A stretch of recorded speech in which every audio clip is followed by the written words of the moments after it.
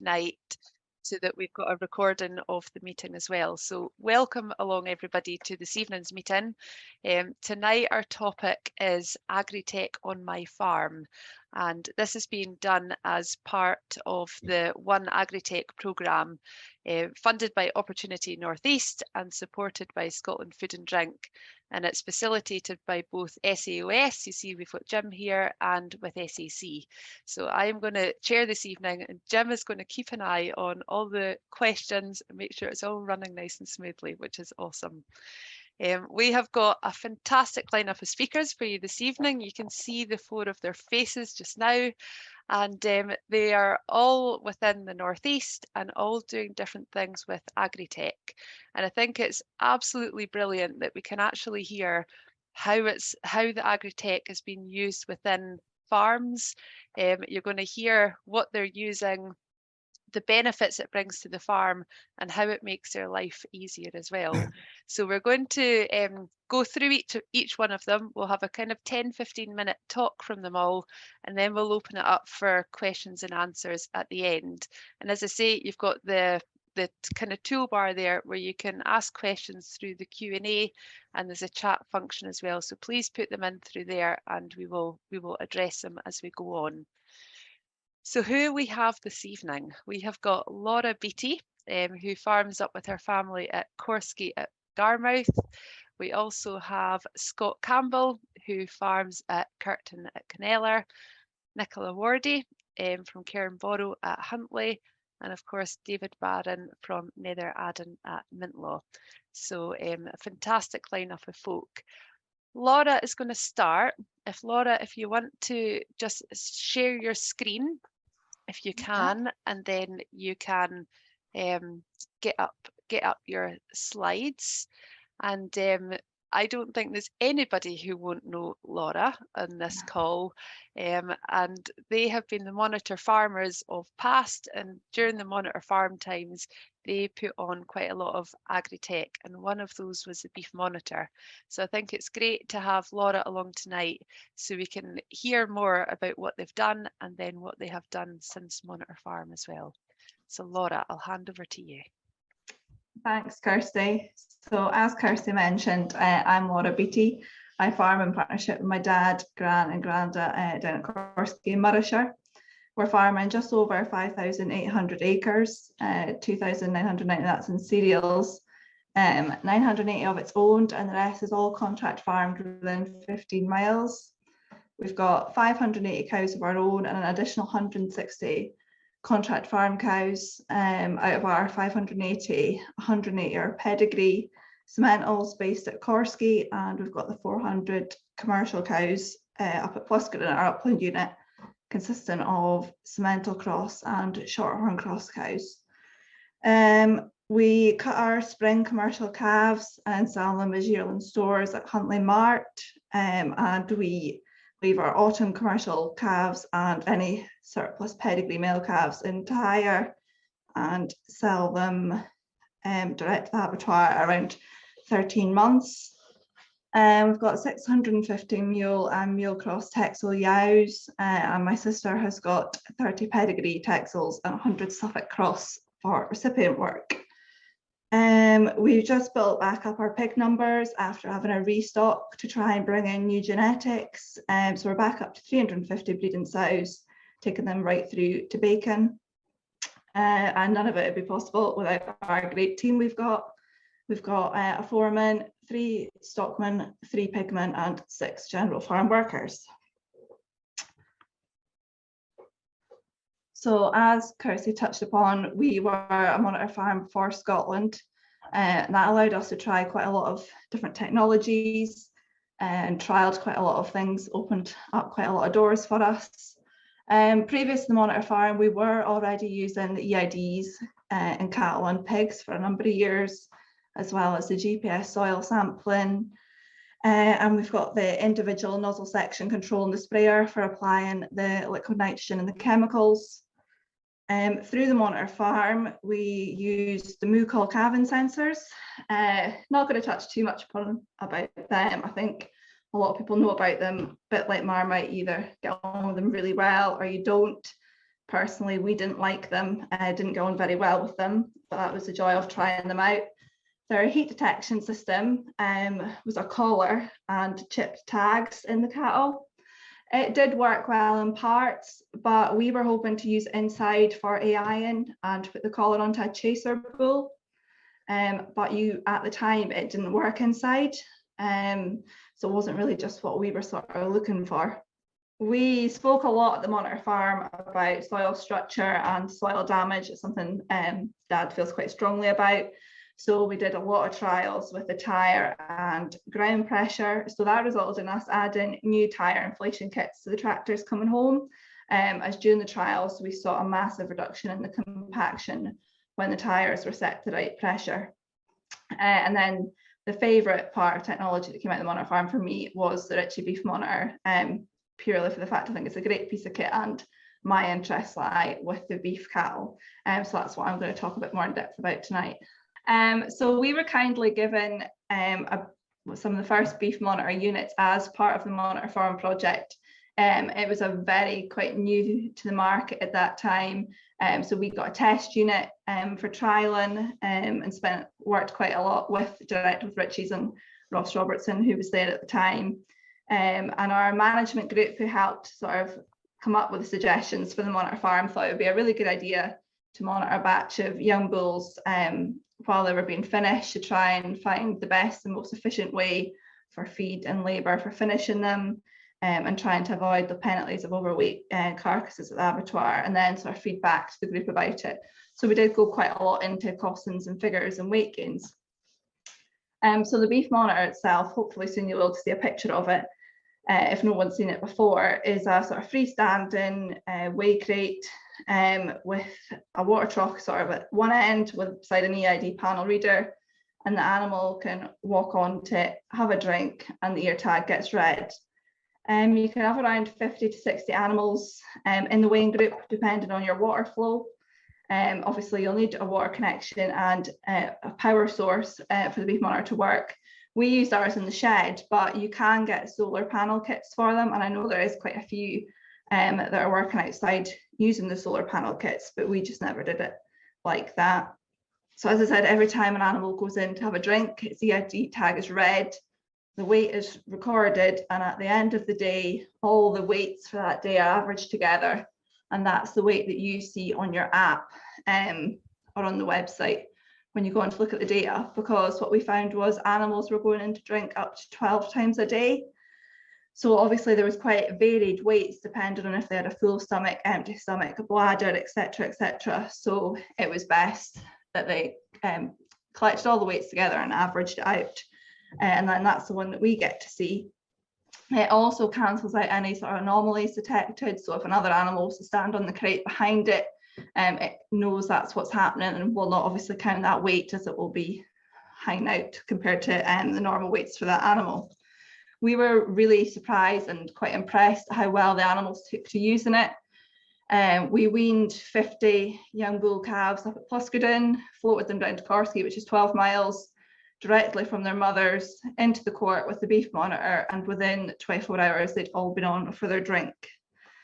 The beef monitor, I think now is costing around £5,500 to £6,000, and there is a monthly fee of £25 a month for your data sim, as it's a cloud-based system, but it is a multi-sim that's provided, and I think it is, at least that's what I was told. So it can connect to the best network provider in your area, as obviously that'll vary across the country.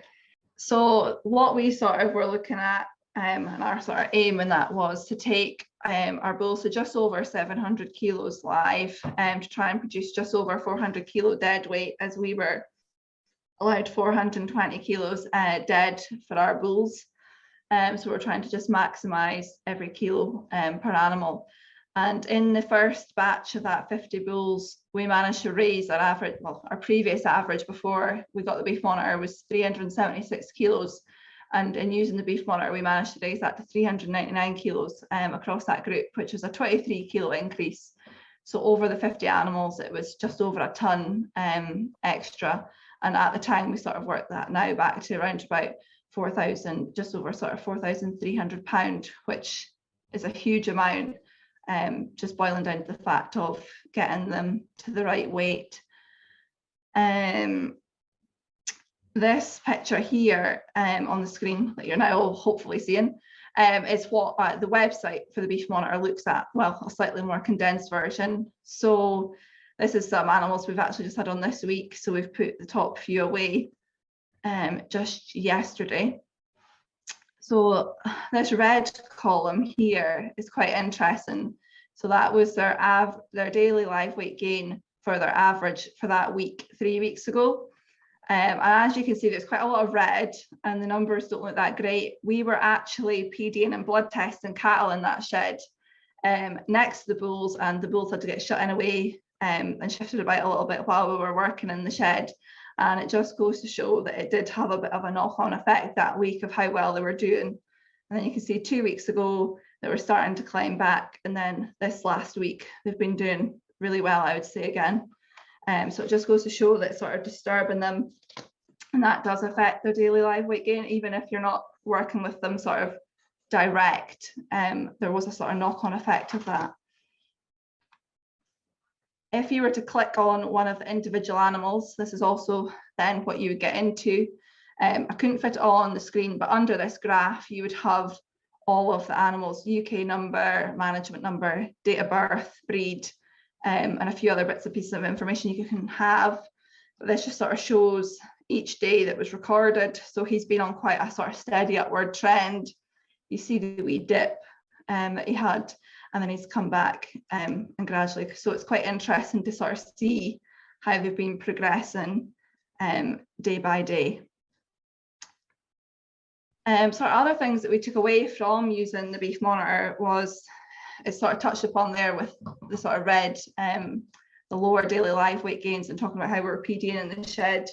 But we had it in with a bunch of pedigree bulls at the time that we needed to handle and run through a crush. They were getting their EBV BAT scanned. And when we put them back into the beef monitor, we realised it took them 7 to 10 days to actually start to gain weight again, just after having that running through the crush and sort of change to the routine.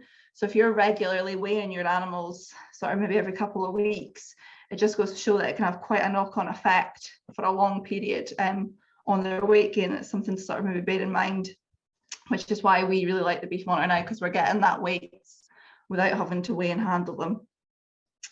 The other thing that we noticed was changes in feed.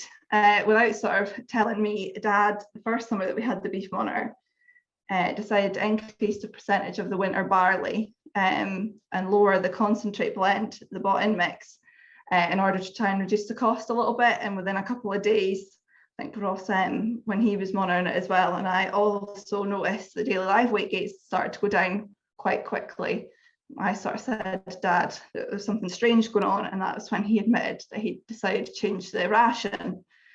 We gave them a couple of weeks just to give them the chance to adapt to their new diet, but it never actually got better. We reverted them back to the original sort of recipe, if you would like, and their daily live weight gains came back up again. So it just goes to show that sometimes cheapening the mix doesn't always work in your favour.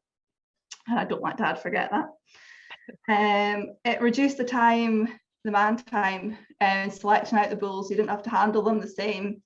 I go onto the computer the night before we have animals going away, take a note of the numbers, send it to the stockman, and they just go in and pull the animals directly out. So there's a lot of less stress involved of trying to sort through quickly before the lorry comes, etc.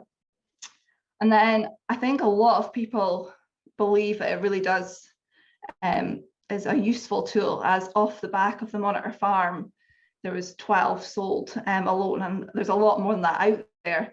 But directly off of that there was sort of 12 beef monitors sold, and we actually in the last year have then gone and bought a second one, so we can run it one down at the pedigree unit and one at the commercial unit, and work them both at the same time.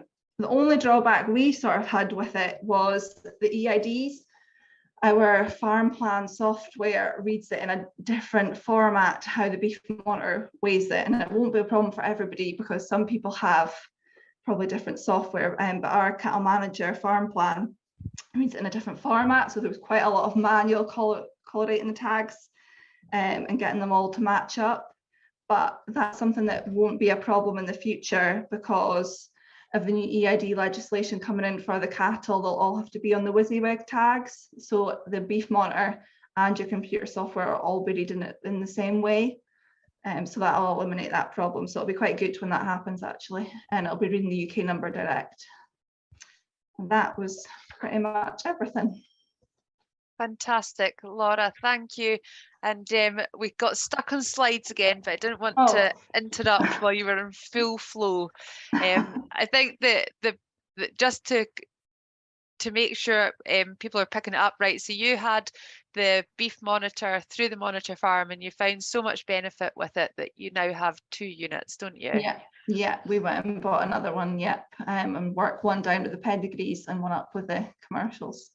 Fantastic. There's a few questions come in. I'm just going to fire one at you. And that was, when does it actually weigh them? So does it do it while they're drinking, during their drinking, or after they've drunk? When does it weigh them? I think it's actually as soon as they go and put their head, there's like sort of a little bar that they put their head in between to go down to drink it. And as soon as they lean over, you hear the tag starting to read. So it's just sort of just as they're going down to get their drink of water, and it'll read it while they're having it if it's unsettled a little bit. Fantastic. Great stuff. Thank you very much, Laura. There's many more questions, but we will save them for later on when everybody's spoken.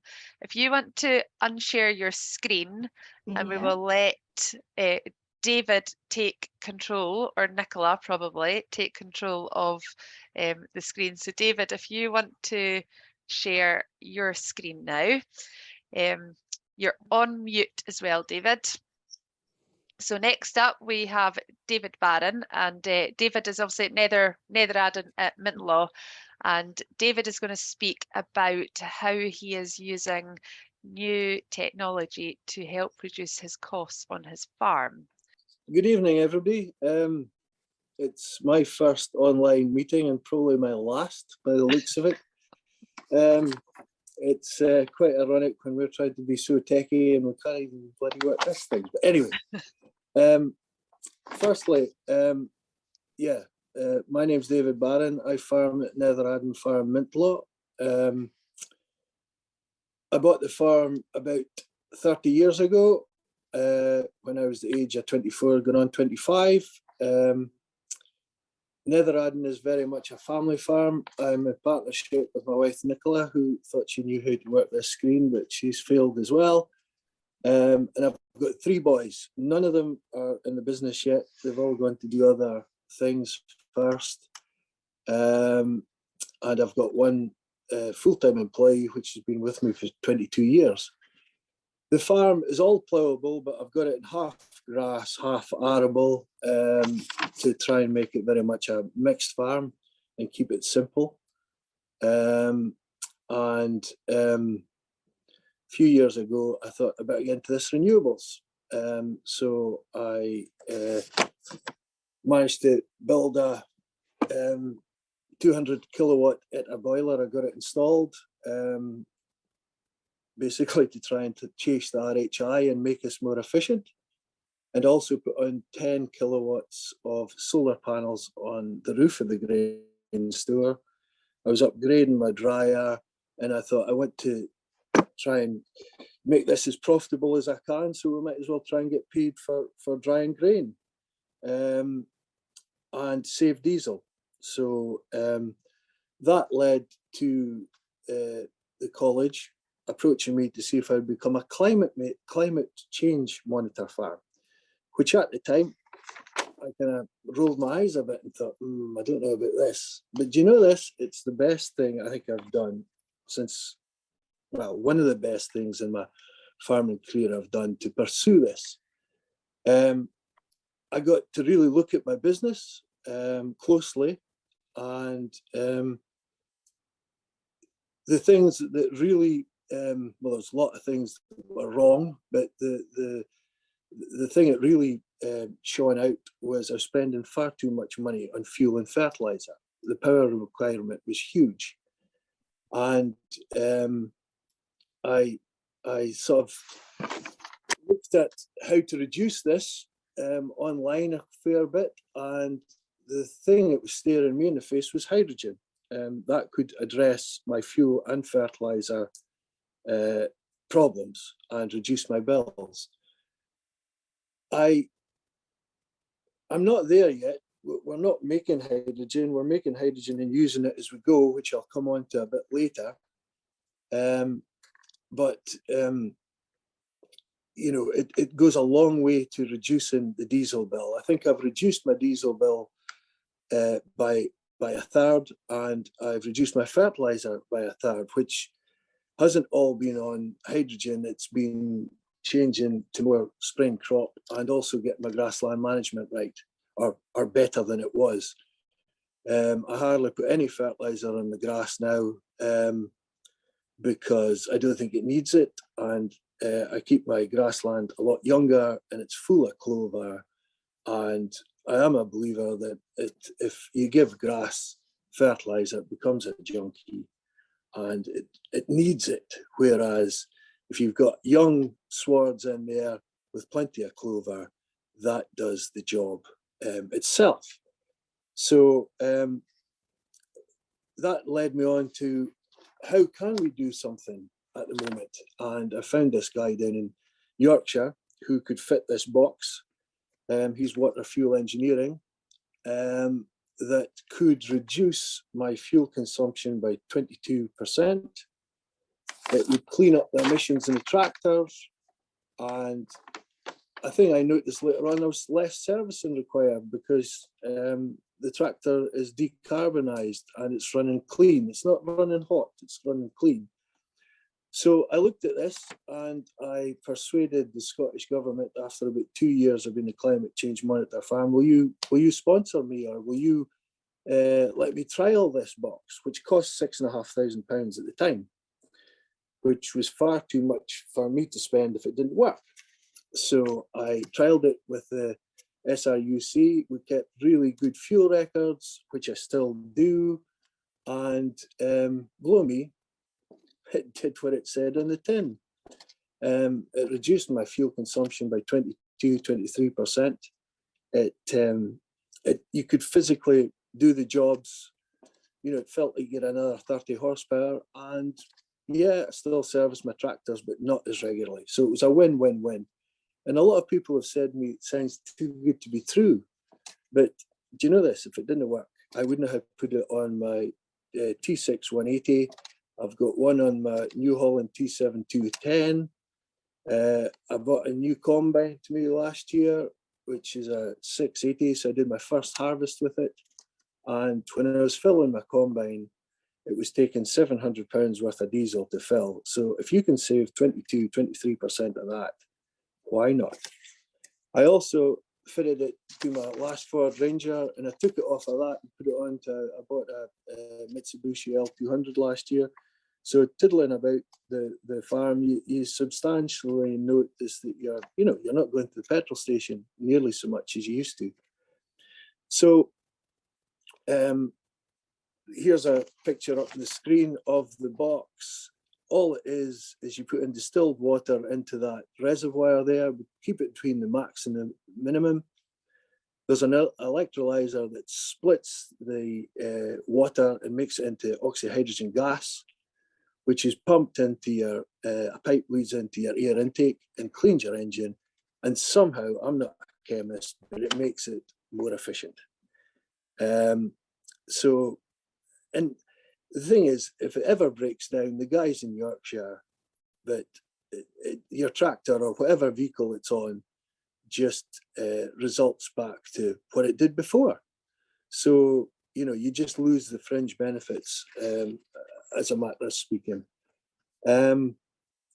So I think, could you put me back to that chart here? Yeah.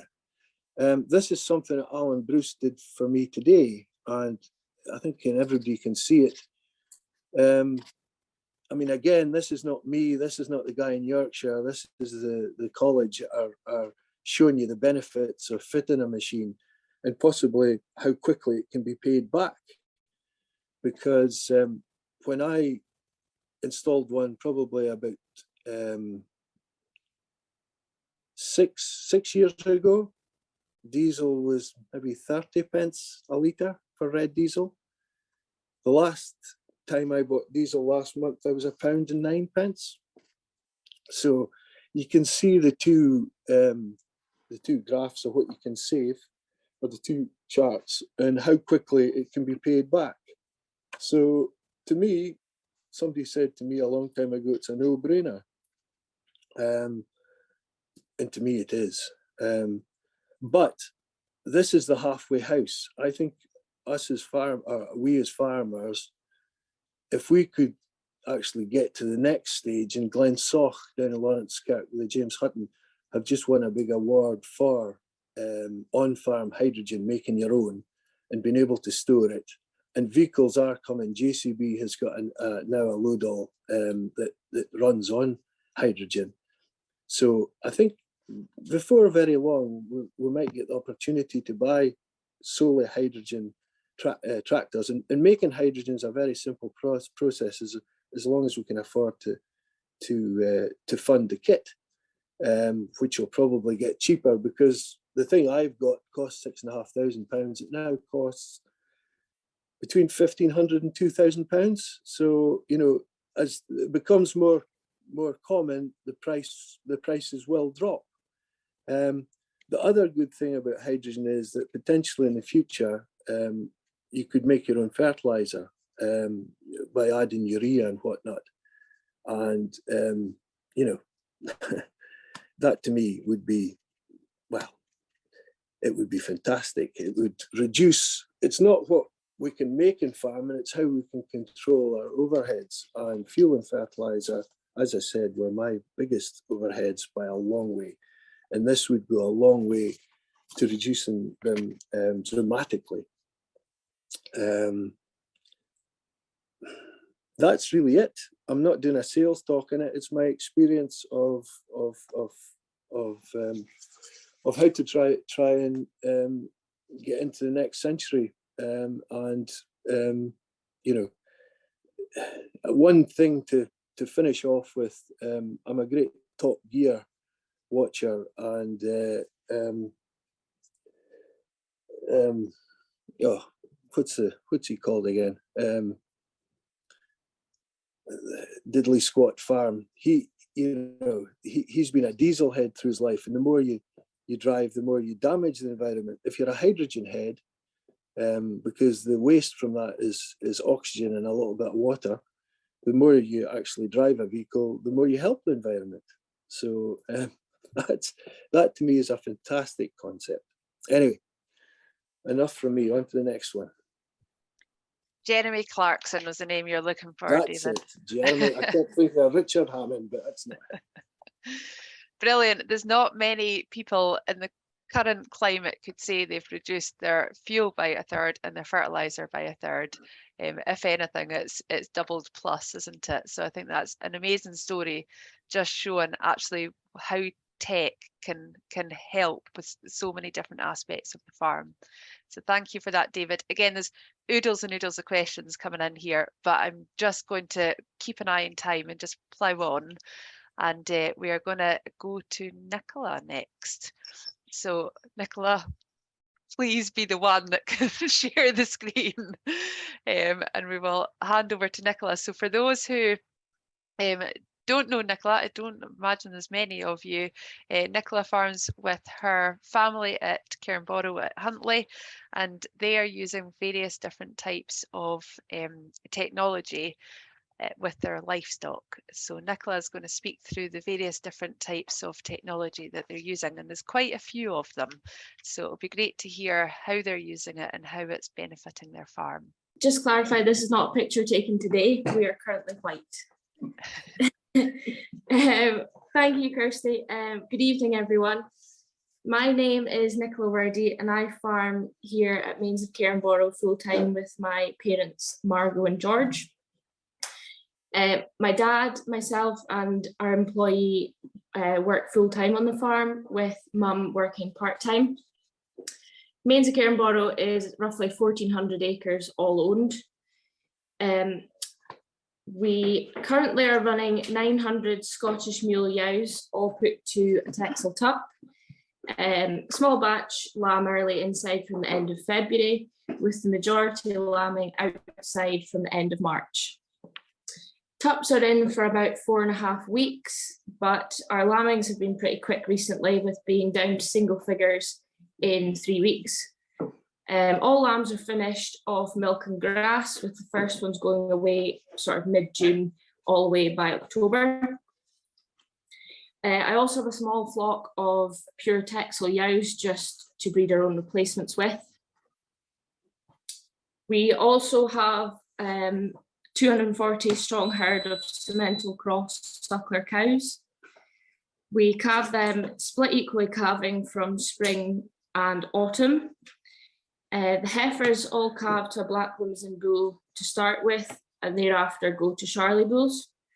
Spring cows and heifers start calving inside from mid-February, and then the calves are weaned in November and housed until February, where they're sold as stores through Thainstone. Our autumn herd majority calve outside, out on the hill, with tail enders calving inside sort of October time. Heifers are out during the day and brought in at night for calving. These calves are weaned the following July and go back out to grass until September, where they are sold again as stores through Thainstone. We have also been in many environmental schemes on the farm since they started. We've been in every one.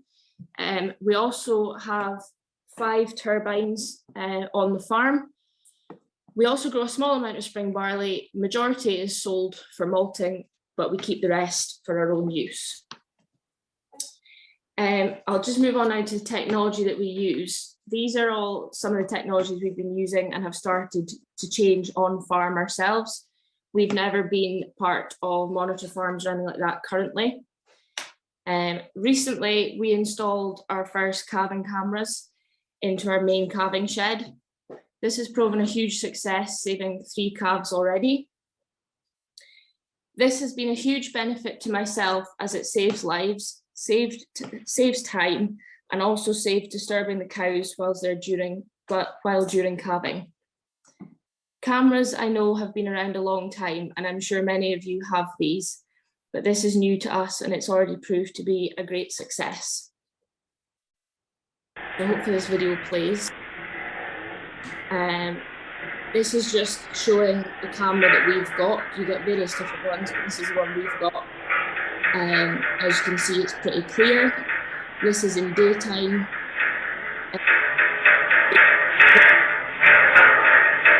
To check that there's no skin on the nose, tongue's not swollen, etc. You can see there, it's pretty clear.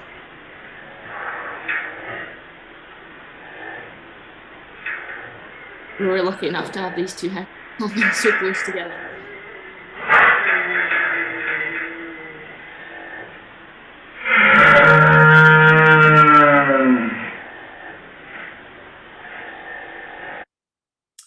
So again, this is just showing it in the night mode, night vision, and you can see it's very clear again. And as I said, we've already saved 3 calves in 3 months that we've had them.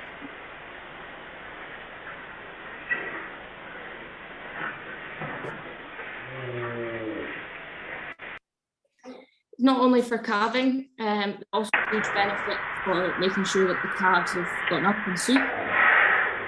Again, saving disturbing the cow.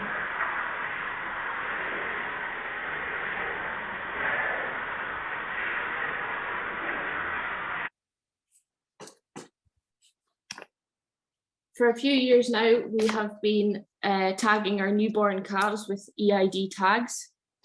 We were asked to be part of a trial for this at the start and have carried it on since.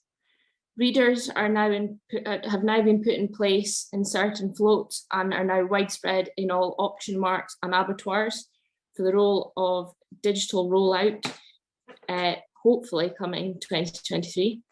This is hope that paper passports will soon become unnecessary. Our last batch of calves that were sold in September were again used in a trial and the tags to make sure that they were performing. This is a huge benefit for MART staff for accuracy and efficiency. That being said, it's not really going to make a big difference to us on farm at present. However, it opens up options that we're exploring with weigh scales to record more accurate birth, weaning and sale weights. It is being developed to provide more information coming back to producers on how the store cattle perform, the date of death, and hopefully we will get grading as well, as we currently get no additional information once they leave us on the farm. So we can't tell how well they perform, or if certain animals are performing better than others. Moving on to sheep now. So this summer, we also purchased a Tapari HD4 racewell. For the short time that we've had this piece of kit, it's provided a great success. This allows me to work with the sheep myself, with the dogs, freeing up someone else to do another job. It has made weighing lambs so much easier and stress-free on both myself and the sheep. It also has given us much more accurate weights, and we're hitting the target specs in the slaughterhouses. It has a potential for lots of data recording and tracing, which yows perform the best, or in certain parks are performing better than others. I'll show a couple of videos of it working here. So this first one, just showing that I'm checking the udders and teeth of all the yows. This used to be an extremely physical job for myself. But as you can see, that's made so much simpler. The second video is it automatically weighing some of the lambs and shedding them in categories. Again, I can stand back and have a cup of tea. As we only got this in August, we are still getting to know it and figuring out what all it is capable of. The racewell has so many different functions. You can pair feet in it, you can crutch yows, lambs, tag, weigh, teeth, udder check, anything. You name it, it can do it all. It also has the ability to shed 5 different ways. With the racewell, I'll just speak about this actually first. So this is the data that you get at the end of a session. Doesn't matter what you do, you can change what different ways you shed animals, the different weights that you want to shed them to, and then it gives you a percentage of what went out different gates, and also an average weight for that section. With the racewell, we also got an automatic dosing gun. So far, I've used the dosing gun to fluke our gimmers and also dose the last of the lambs. It also as it records the weight of the animals, it works out how much dose for that specific animal is required. This is all done in a split second, so it doesn't delay the process, but it does mean that your animals are getting a much more accurate amount of dose, not under or overdosing. This will then save you on quantity and therefore save you on money. It is simple and easy to use. For me, this has been a very worthwhile investment because it saves so much time and stress on myself physically, but also on the sheep. So it's not a great video, this, but it shows I'm dosing the lambs, and then it shows you their weight just off to the right there of the screen. And once it goes green, that means it's got a set weight, and then the gun will change automatically to whatever you've set the amount to per weight. Weighing fat lambs used to take a lot of time. It used to take a lot of time, and it was done by eye and just condition scoring. But since we have had the Tapari, I can now weigh over 400 lambs in just over an hour. As I said, it is very new, so I am looking forward to next year and being able to really test it out and try it and get the lambs as their first weight and follow them through and see how they progress throughout summer, who does better than others, etc.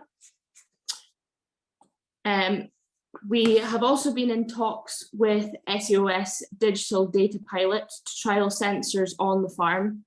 This will use long-range digital technology to collect data to measure change. The information gathered from sensors will be sent to mobile phones, notebooks, etc., to allow monitoring of this data. Some of the sensors might be the cattle EID tags that we've got, smart rumen boluses, which are very expensive at the moment, weather stations, tank levels like fuel tanks, effluent tanks, temperatures of your vaccination fridge, electric fence operations, GPS trackers, water flow, water trough, the list goes on. The ones we hope to get on the farm shortly are like ventilation for sheds, fuel tank ones, water troughs, effluent. These are going to be the key ones for us, but we are open to trying more as and when needs be. This year, we recently purchased a new feed wagon. Previously, we had a Gaverlin Silo King 14 cube, which was 12 years old. This time we've gone with a Silo King slightly bigger at 18 cube. With this being so new, technology has obviously moved on as well, which we have decided to go with because we think it will be beneficial for us. This allows you to work out and save various different rations within the brains of the machine. You can add all your ingredients in, and each day it will deduct what you have added. So for example, if you put in that you've got 5 ton of barley in storage, each day it will deduct from that. And then once it's getting close to running out, you'll get a text to say there's X amount left, so go and order more. It also gives you a cost per head per day, so you can know exactly how much it's costing you to feed your cattle. This is great to know, but a constant reminder daily of what it's costing everyone. Costing you might not be for everyone. Likewise with the Tapari, this is a new piece of kit and we're still figuring it out and working out how to input all the information that's needed to get up and running. Thank you for listening. Brilliant. Thank you, Nicola. And to think earlier on, you were saying, oh, we don't use much technology. What have I got to say? I think that was at least 5 different types of technology that you're using there, and really shows the labour savings that you're managing to bring in, but then also the cost savings and reducing waste as well. So it's fantastic to see actually how it's working for you and what it's doing for you as well. So thank you. And as well as managing to share your screen, you also had videos as well. So definite tech points for you. No pressure now, Scott. Scott, do you want to try and share yours? We've got a backup of your one if it doesn't work. We're going to move back to arable now, and this will be our last speaker for this evening before we go to the questions. And so Scott farms at Kirkton of Kinellar, and again he is using a huge amount of different types of tech. You're on the presentation, which is awesome, Scott, so I will just hand over to you. Thank you, Kirsten, and evening everyone on this winter's night, and thank you for listening on. There's been some amount of tech spoken about in the last 3 brilliant presentations, but I'm last to go. So I'm going to share some of the tech that has made a difference on our farm and also what we're looking to in the future. And if you look at the front cover here, I think you'll all agree, it's just amazing how things have changed in the last 50 years. I remember putting in auto steer tram lines first with my uncle, and he said you would never think that 50 years ago when I was rolling with the Ford 4000 with cage wheels, a Duncan cab, a sprayer coming behind you, guessing, tramping the crop, that would be here today. Also farms, maybe a 300-acre farm might have had 10 staff, and today we're feeling, can things really go any further than what they already are, while the industry is already struggling for labour. So if I click on here, is that moved on, Kirsten? Yeah. So just a quick overview. We're a family business just at Aberdeen at Kirkton of Kinellar. We're all arable, but my father and uncle have diversified into an excavation business in about the late 90s.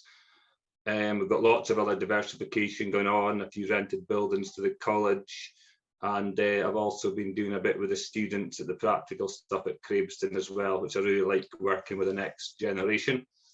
I've got 3 partners in the business, including myself. one full-time employee, Grant Cameron, who's really good with all the tech, and no one's getting any younger. And the message is to work smarter and not harder, but don't overcomplicate things. So with technology, I always say get the basics right first, and we've learnt the hard way. This was a field in 2007. It had a drainage problem. It was actually on the pipeline, and you can see it's just an absolute mess, and it was a challenge getting it drained because there wasn't so much run to get the water out. You can see we couldn't get the straw bale, there was damage to the soil, couldn't get the bales off, couldn't get the next crop in. One of the technologies we use for the excavation business is laser leveling, which is normally, if somebody's put up a new building, we'll level the hardcore for them. But this has been excellent to see if a field can be drained, if there's run for the water to get out. You can put it up and laser it before you start and get the drains in the right place. We've also got a drain rod detector, which can see the previous drain. You can see in the photo coming at 90 degrees. You can find it and join it in. And as good as Dad was saying it was 14.5 paces out to the dike side, it is a lot quicker to find it and improves everything. One of the other technologies, I mean, a lot of you will be doing this for maybe 20 years or more. We started this nearly 20 years ago, is soil mapping comparison. I think it's at a time that we need it just the most, especially with the prices of lime, haulage, fuel, fertiliser, to get better use of your fertiliser. You can see here from the diagram 2012 to 2018, it's made quite a remarkable difference to this field. At the bottom left, for example, the pH was 6.7. We maybe thought it was low in lime. And at the other side, it's come down to 6.4.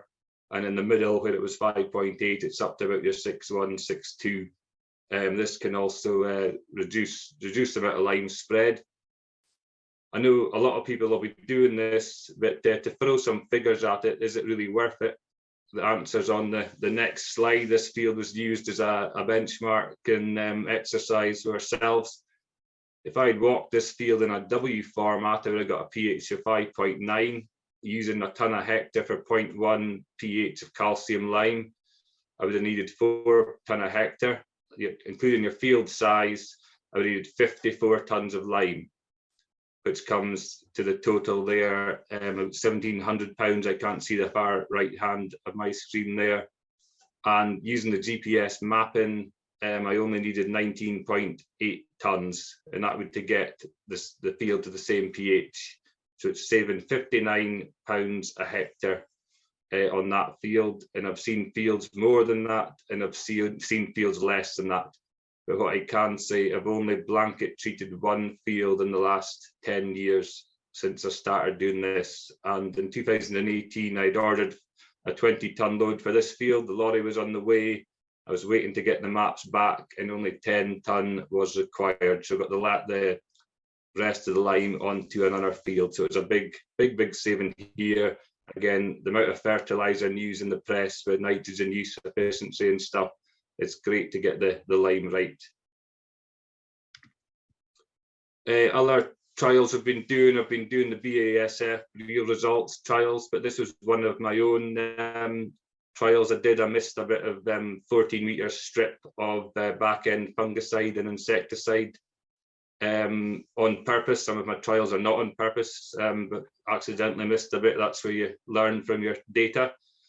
And you can see the line here. My friend's got a drone. We've been doing a bit of crop walking from the drones, and also the NDVI imaging. If I click on the next slide, you'll see the NDVI image corresponds to the 14-metre mist strip. You can see it highlighted there.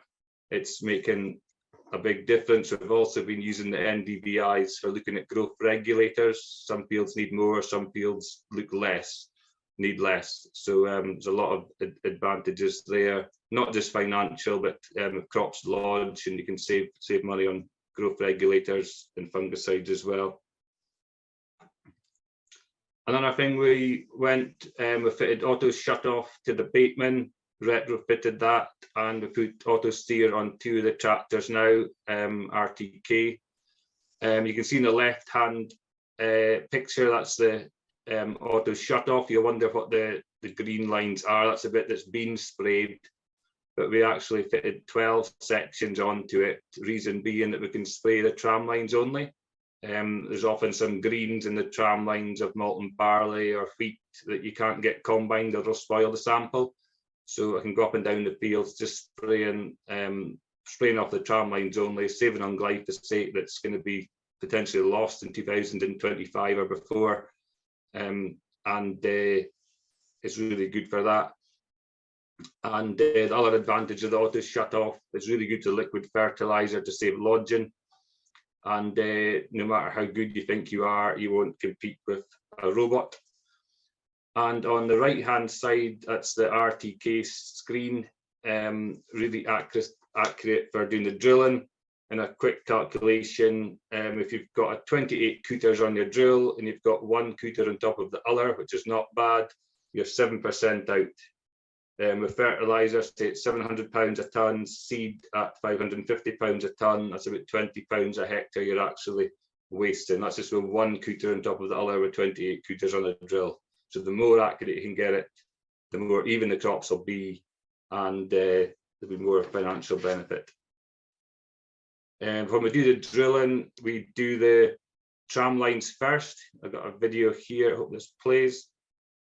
You can see the drill moving here. It's showing the tram lines first. A lot of folks say, what's the advantages of that?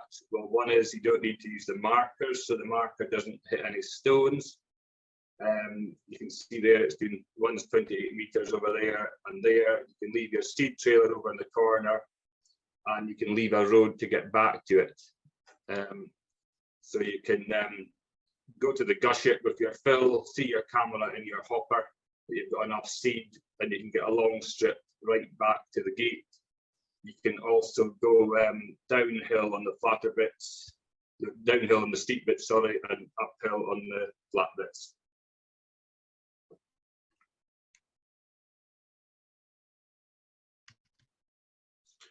Moving on to some harvest aid and to gather data. You know, we're always speaking about costs, but it's often yield and market price that makes the margin.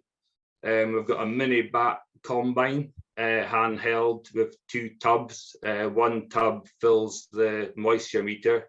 This has been really good, not only for checking what moisture the grain is at before you put the combine into the field, but you can also go around a few of your fields and sample the nitrogen, so you know what fields are going to pass or where to put the grain when you harvest it. So it's really good. Comes with 2 batteries and 2 tanks, and it's also got a riddle for oilseed rape as well. On the bottom left, we've got a camera in our tray dryer. You can see the burner temperature and how things are going through the night. And also, if you're on an out farm, you can see if there's a lorry just arrived, there's just tipped a load from an out farm. You can see the augers working, just to save you going round, save somebody going up. You can phone somebody and tell them to push up the load, just saving on labour. The top right, we fitted a weigh cell to one of our trailers and our new trailers. This is really handy for calibrating the combine and selling grain as well. If a farmer says just needs 6 tonne of oats, he just gets 6 tonne, and you're not running about the countryside wasting fuel getting to a weighbridge. And on the bottom right is our Kirkton moisture meter, which is a great buy. Really accurate, gives you not just the moisture, but the bushel weight and the temperature of the grain. And it's also got an app on your phone with the manual and calibration settings with the newest calibrations, and can store the averages as well. And moving on to the future, as we all know, this has been a roller coaster of a year and been really hard for selling grain. Been one of the most difficult years for marketing the grain. I've just got a chart here of some grain contracts. This is the malt and barley contracts, 10 years worth of data. The green's obviously the best price on them. So this is comparing average malt and barley price to futures contracts. So it's the close of the futures on the 15th of August on the right hand chart, and the average malt and barley price on the left hand chart. So you can see here, if there hasn't been a wet year, a high nitrogen year, or a war, the average malt and barley price is an absolute robbery. whereas the futures contract's quite good. And the reason I put this up is somewhere to look in the future. I know we all do farm bench, but with farm bench, as great as it is, we're often working in history, what the costs were. And I think if you tried to build an app on your phone or a data chart of the present day of your costs, and if you put in the price of your grain, it would help you sell your grain and get a better margin. Just an idea for the future. And future, what do I want to try and monitor? Well, soil health is what I want to go. I want to look at chopped straw. I know farmyard and manure deals, swapping for straw were great, but now with less people having cattle and also the price of fuel, carting the muck, we need to be looking at chopped straw. The merchants, I know they're going to be looking for lower than the carbon footprint. Also, I would love to try a robot tractor. I know everyone in Aberdeenshire says, what happens if you hit a pole? What happens if you hit a stone? Well, my answer is, we wouldn't need to start in a field with any poles or stones.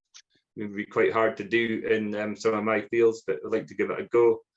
I'd quite like to create or be involved in a grain market and farm bench live app, which can update costs, commodity prices, see where the margin is.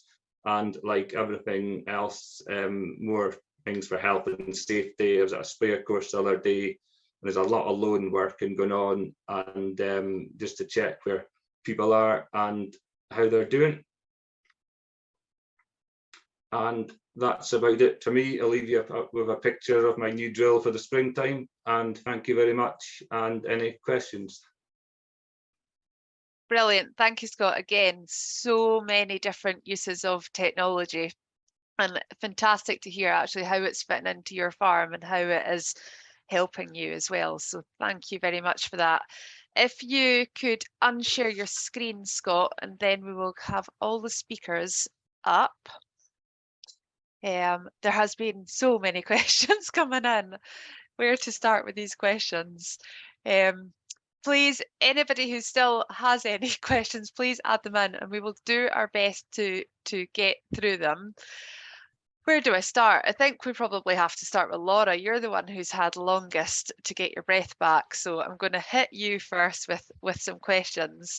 And there's somebody asking about, is there a correlation between the frequency of animals drinking and seeing health problems like pneumonia? So if you has it highlighted anything to you of health problems before you would typically see them without the technology? So from the frequency aspect, using the app and the website, we don't see how many times a day they've been on, we just get the average weight. But Richie's have accessed every single weigh-in. So with ours being a test unit, Ross was able to see that they were drinking a bit less. There was one that had a bit of a sore leg, which we had seen, but he was able to, all the way down in Forfar, realise that there was something wrong with one of them. And then on the odd case of pneumonia, we have seen the daily live weight gain drop, but obviously that takes a day or two, and normally by then they are starting to show signs. Brilliant. So it's really highlighted to you problems before you would typically see them actually as obvious signs on the farm then? Yeah, sometimes, not all the time, but some of them definitely. Perfect. Brilliant. David, I'm coming to you now. There is a lot of questions for you. Where do I start with these? One of them was around the hydrogen system and how does it affect warranties? So if you're adjusting, say you've bought a new tractor and you're adjusting it to put on your hydrogen system, does that affect the warranty of the tractor? It depends who you're dealing with.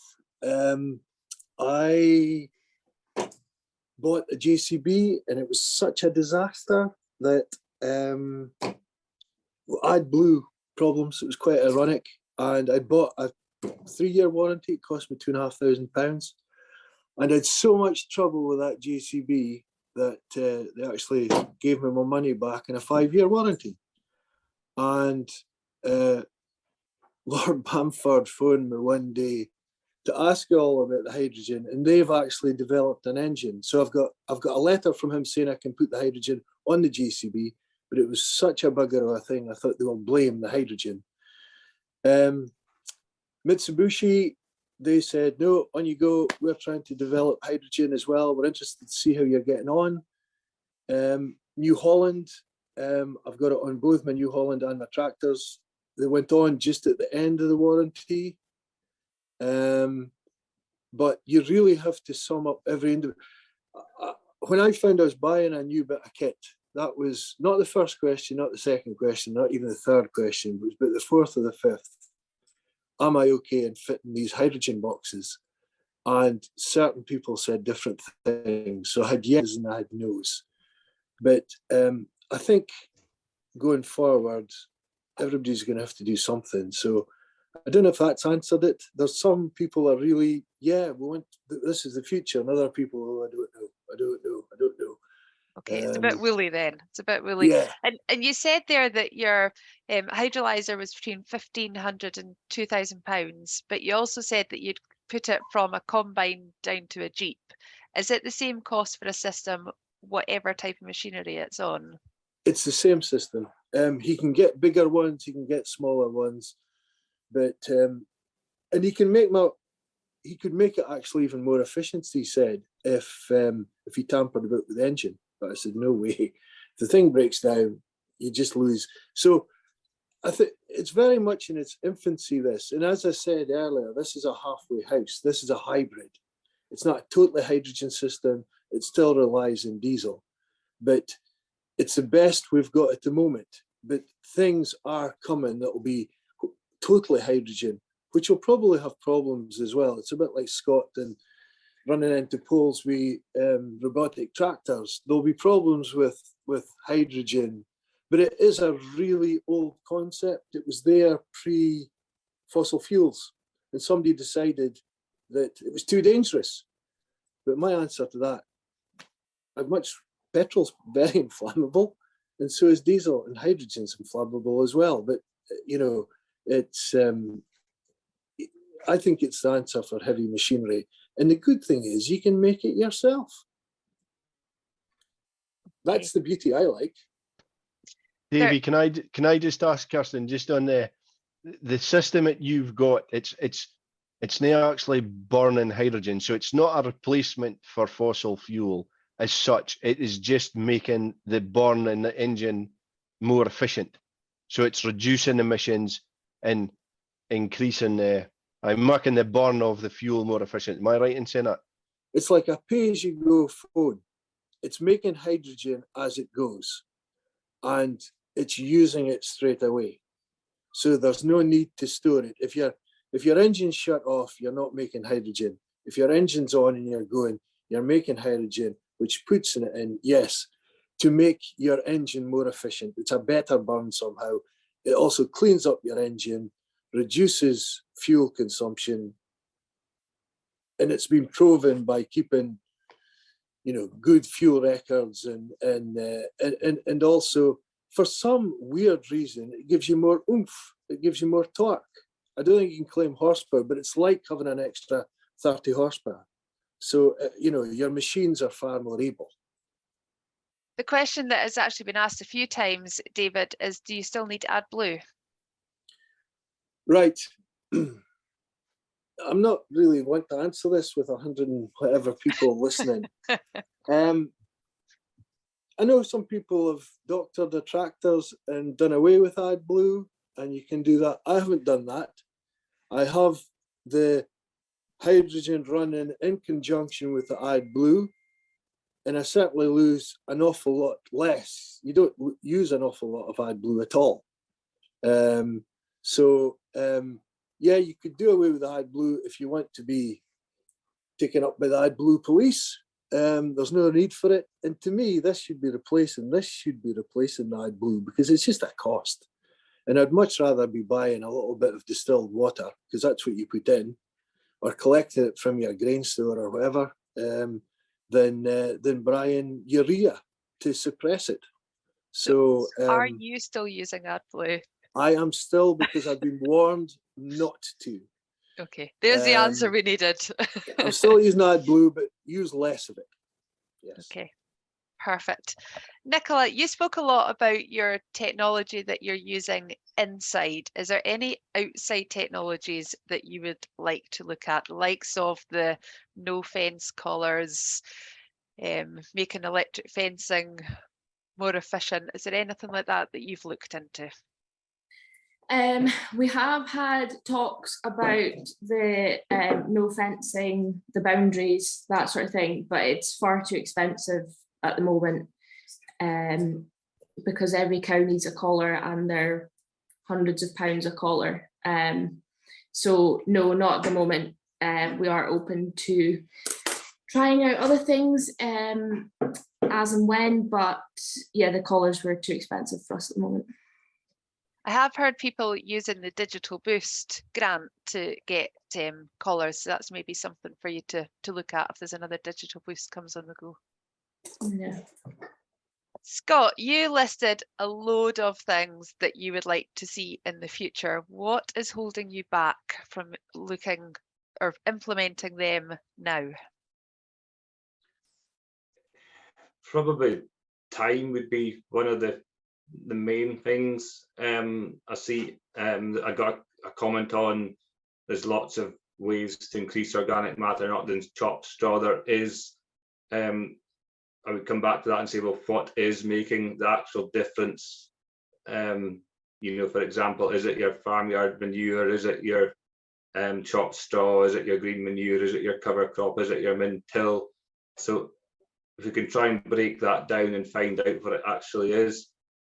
And just well, the question was what's yeah, I put on like I like to say like a Farm Bench Live app. I'm sure that could be done in the future, just with the group that we're in or something. We had an idea of an app for everything, so I'm sure that can be done.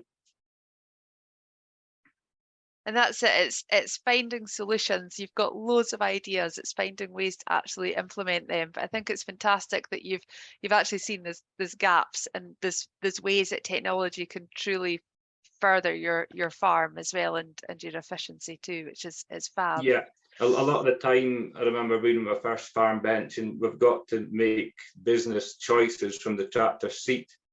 You know, you could be away all day in a tractor and wheat could be at £320 a tonne, but you might not sell any, and you might get home and it's back to 250. That's an extreme example, but if we had an app that showed what our margin was at the current time, I think that would be a big step forward.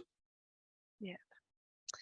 I'm going to come to you, David, and this question is for everybody, but I'm going to start with you and let everybody else have a think while you're speaking, I'm afraid.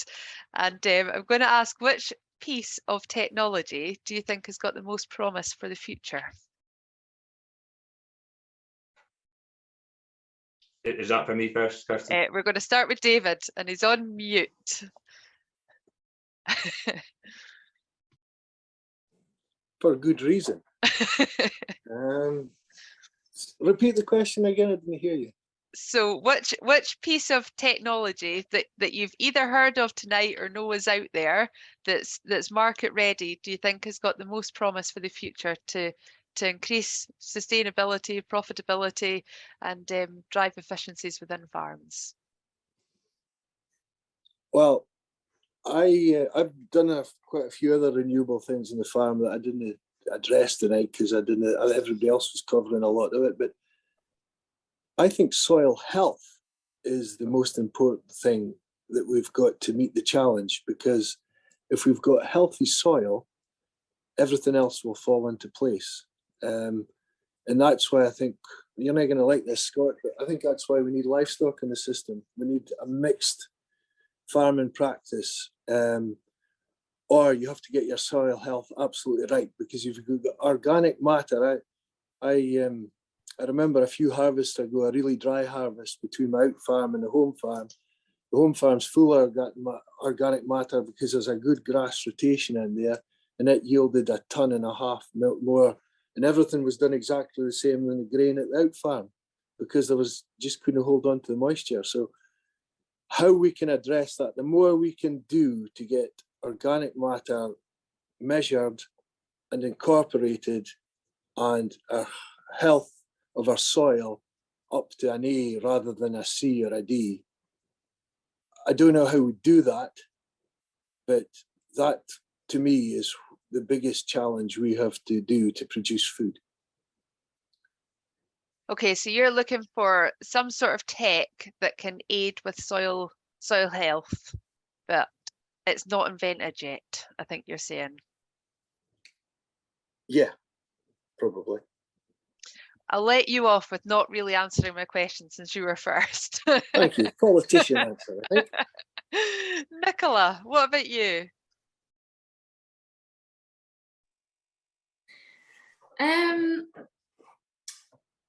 I don't know. Dad likes the idea of having like a sprayer that spot sprays certain weeds, that sort of thing. You know, if you're going up a grass park, you can pinpoint your dockings, saving on chemical, and saving your clover as well.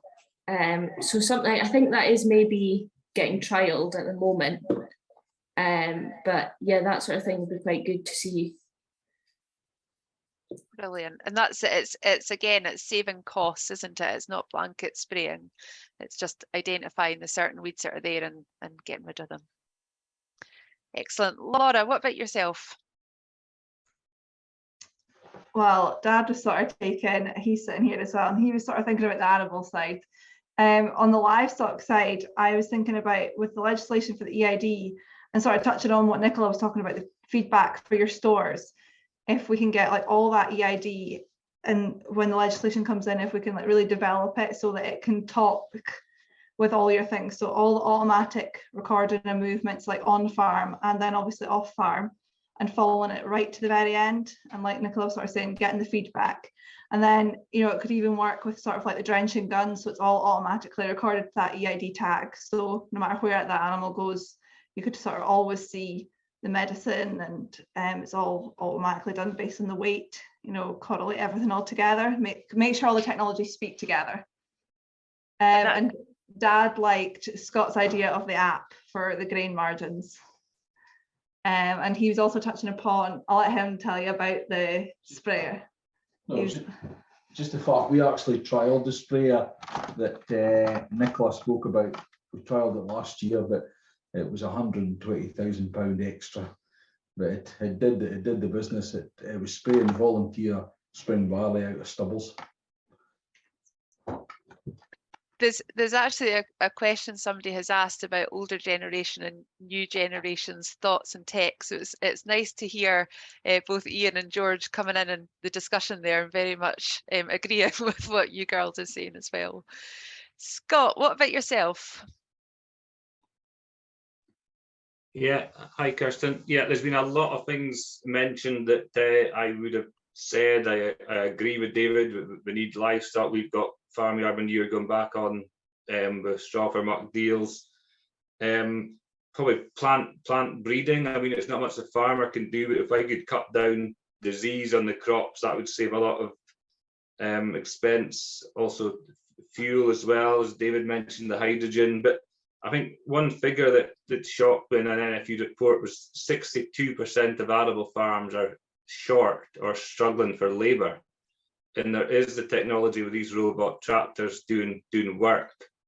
And, you know, in another 10, 20 years, we might not be able to get tractormen or that at all. You see them out of adverts in the paper, and folk are struggling for staff. So this needs to be put forward as well. But there's so many things. I think the soil health one, that's what I'm getting at. It's really to find out what is making a difference with the organic matter. And I know we spoke about the meeting, we need to kind of start that now. If it's a 3 to 5 year experiment, there's probably data there already on a lot of these things, but we just need to find it all and share it all. So that's about it from me. Yeah.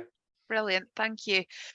We are approaching 9 o'clock very quickly, and there are so many questions left. So I wonder if we can download all the questions, and we'll maybe make up a bit of a Q&A document following this and just try and address them all, because there's some fantastic questions that we could sit here till midnight, I think, going through them all.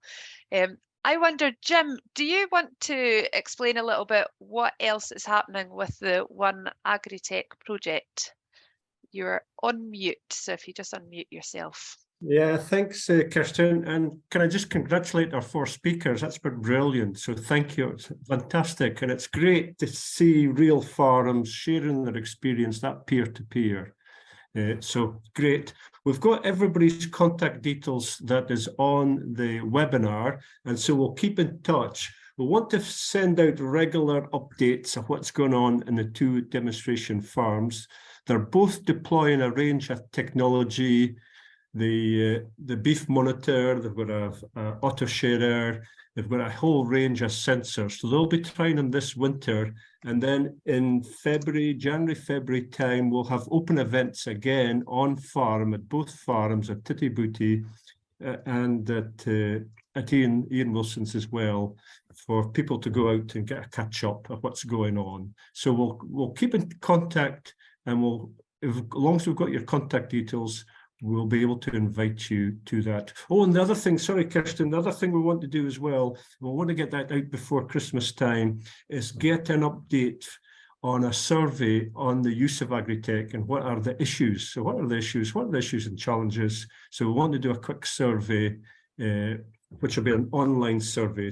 And there'll be some prizes for people to encourage people to participate, but that'd be really useful to get us a baseline information of what's going on, what are the issues and challenges. So thank you, and thank you to everybody who's participated as well, in terms of our listening in. And I know we're recording it, so we can share it with others as well. Yeah, and I'd just like to say a final massive thank you to the 4 guys who've spoken tonight. Brilliant presentations, and these 4 are members of the management committee that we've got for the ONE Agritech project as well. And we very quickly saw that there was a massive amount of tech being used within the room when we had our first meeting. So well done to the 4 of you for sharing tonight and being so open and honest with how it's working for you as well. So I hope it wasn't too daunting for you, and I just want to thank you all again. And we will try and follow this up with the Q&A document, and we'll have the webinar available afterwards as a recording as well. So thank you very much.